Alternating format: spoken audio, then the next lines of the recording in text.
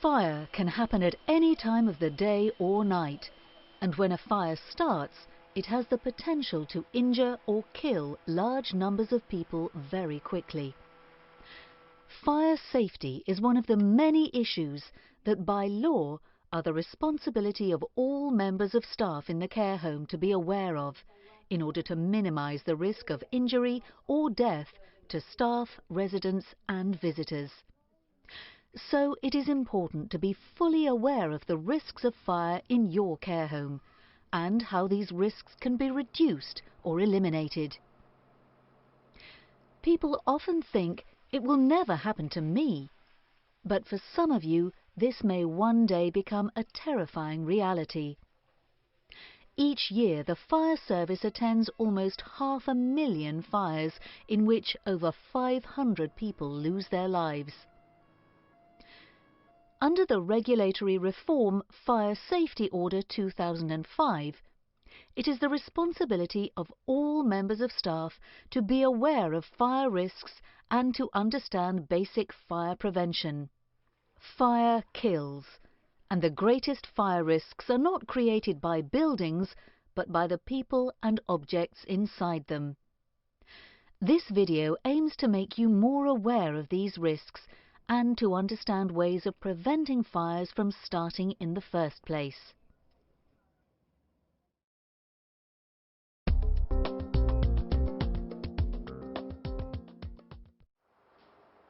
Before we look at how to prevent fires happening, let's look at how fires start. In order to have fire, we need three things: fuel, oxygen, and heat. This is known as the triangle of fire. Get all three together in the right proportion and we have fire. Keeping these three elements at a safe distance from each other is the first step to preventing a fire from starting. For example, a fire cannot start if there is no heat to ignite the fuel, there is no oxygen to feed the flames, there is no fuel to catch fire. Oxygen is present all around us. It is in the air we breathe. In some residential care premises, oxygen is used for medical purposes, in which case precautions need to be taken to prevent leaks that would enrich the air and make fires easier to start, and once started, become more fierce. So much of fire prevention involves keeping fuel and heat sources away from each other. For example, don't leave towels near heaters to dry. Always keep an eye out for potential fire hazards. Some potential hazards include irons left unattended, heat sources such as gas hobs and ovens, flammable materials near heat sources, faulty wiring, overloaded sockets, aerosols and cleaning products, and messy storage areas. Smoking can also pose a significant risk of fire in a care home. Although the law regarding smoking in public places has changed, there are exemptions to the smoking ban for residential and nursing homes.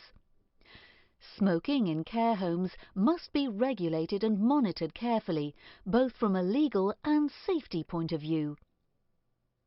Care home managers can designate specific areas for smoking.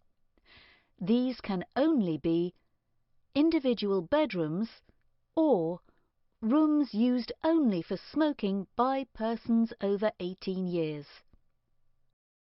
Any room where smoking is permitted must be designated in writing by the person in charge of the premises, be fully enclosed other than doors and windows, not be ventilated into any other non-smoking area, have mechanically closing doors and be clearly marked as a smoking room.